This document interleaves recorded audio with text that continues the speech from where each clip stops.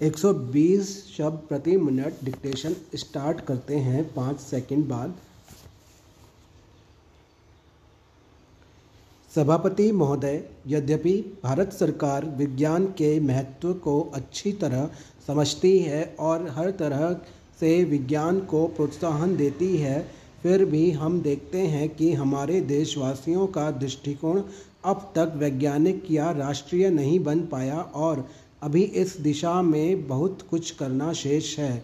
मेरे विचारों में यदि हमें आगे बढ़ना, अपनी जनता का जीवन ऊंचा उठाना और उसको खुशहाली के लिए आवश्यक चीज़ें उपलब्ध करानी हैं, तो भारत में भी और अन्य देशों में भी विज्ञान पर बहुत ज़्यादा ध्यान देना चाहिए।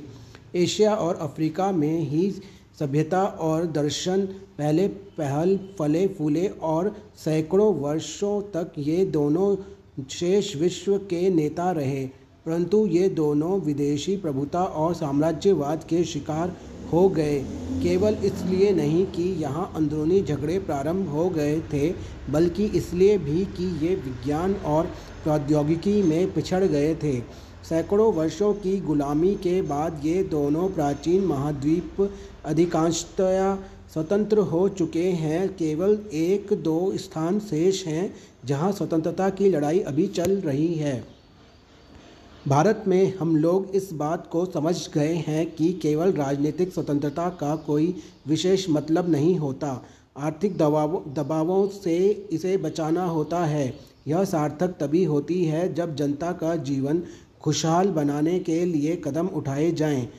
इसलिए स्वतंत्रता को बनाए रखने के लिए विकास बहुत ज़रूरी है।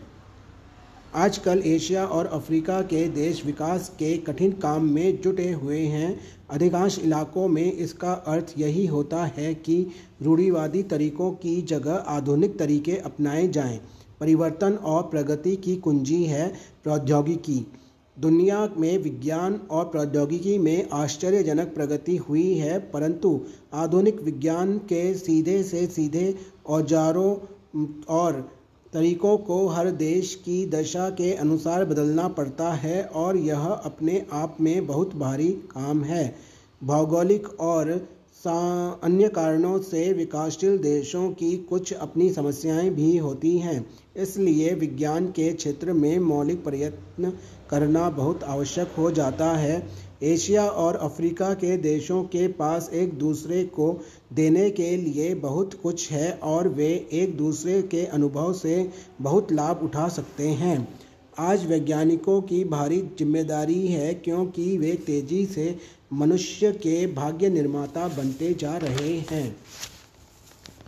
सभापति महोदय, आपने अपने भाषण में संकेत किया था कि वैज्ञानिकों को जनता के जीवन से अलग नहीं रखा जा सकता है।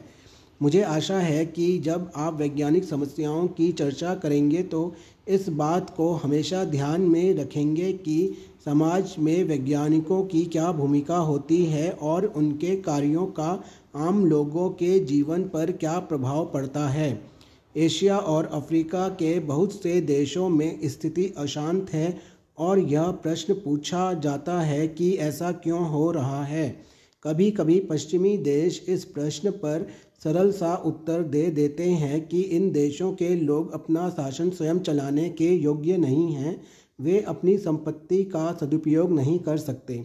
यह बहुत सरल उत्तर है, परंतु यह ठीक उत्तर नहीं है।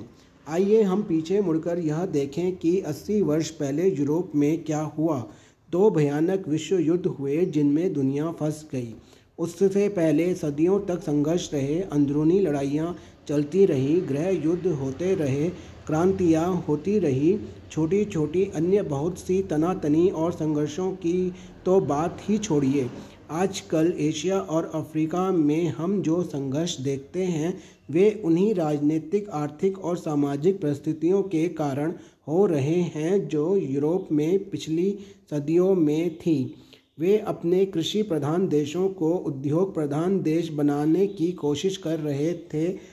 जागीरदारी समाज व्यवस्था की जगह लोकतंत्रीय समाज व्यवस्था कायम कर रहे थे, जिससे कि लोग वंश, क्षेत्र, भाषा और धार्मिक आधार पर न बटे रहें बल्कि एक राष्ट्र के रूप में संगठित हों।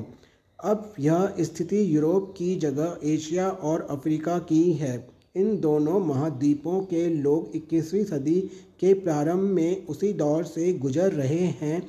हमारी सभी कठिनाइयों, हमारी अस्थिरता, हमारे तनाव, इन सभी का कारण यह है कि हम एक औद्योगिक समाज की नींव डाल रहे हैं, अपनी राजनीतिक और सामाजिक संस्थाओं को लोकतंत्रीय बना रहे हैं और राष्ट्र राज्य बना रहे हैं, जिससे कि हमारे स्त्री पुरुष भी स्थान, धर्म और जाति आदि के क्षुद्र विचारों से छुटकारा पा लें और अपने को केवल एक देश का नागरिक समझने लगें।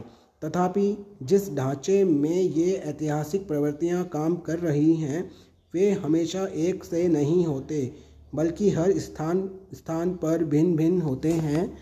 धन्यवाद।